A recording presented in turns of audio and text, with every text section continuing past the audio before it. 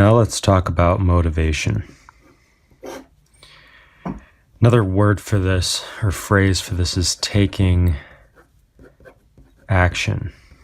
That's one aspect, important aspect really of learning. A lot of people have problems where they're good at learning, they're good at least getting through books. And so what happens is they get addicted to the process of learning and the feeling of being smarter. The thing is, the reality is you're not that much smarter if all you're doing is reading books, especially if you're not annotating, especially if you're not summarizing, especially if you're not synthesizing, and you're not, producing some end product. Okay, and I used to be like this until I realized it's a complete illusion. And that's part of what it takes to become somebody who consistently takes action.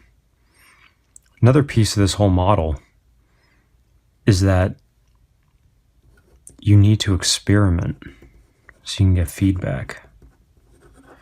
You can't take for granted that whatever somebody's teaching you is true. Could be old, outdated. Could only work in a specific context, and it's not your exact context. I see this all the time, especially in entrepreneurship. Somebody achieves success with a strategy, and it works in this little context, this little box. But your situation doesn't exist in that box. Your situation exists outside here. For this person to make money selling their information, they don't want to say, oh, here's my strategy, which only works in this specific situation. They want to say, hey, this strategy, it works in every situation. Okay?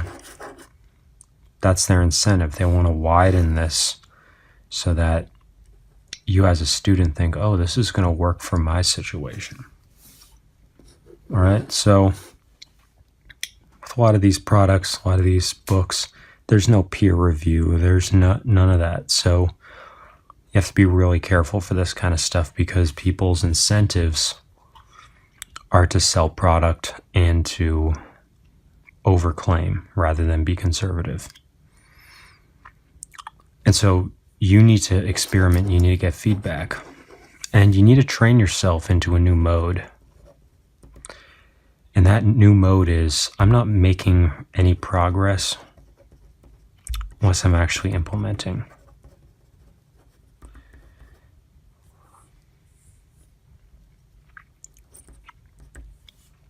Okay, and get rid of this. Stop learning to feel smart. Get focused on ROI. Get focused on results.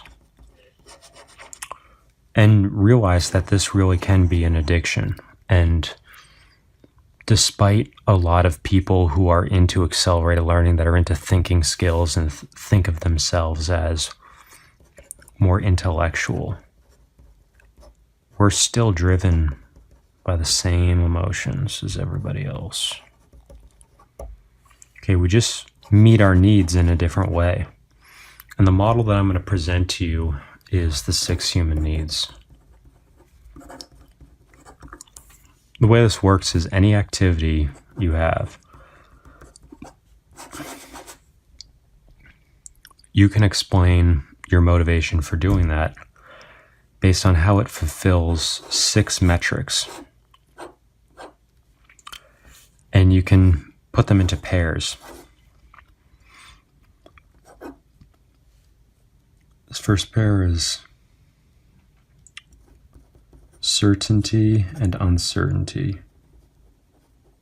Another way you can think about it is safety versus variety. We like to be safe, but we also like new things, or we get bored. If we don't feel safe, we get anxious. If we don't have variety, we feel bored. Okay, so this is a balance between these two. When we feel safe, But when the movie theater we get some variety, that's when we feel excited. Okay, so you can combine those two. The next two are connection and significance.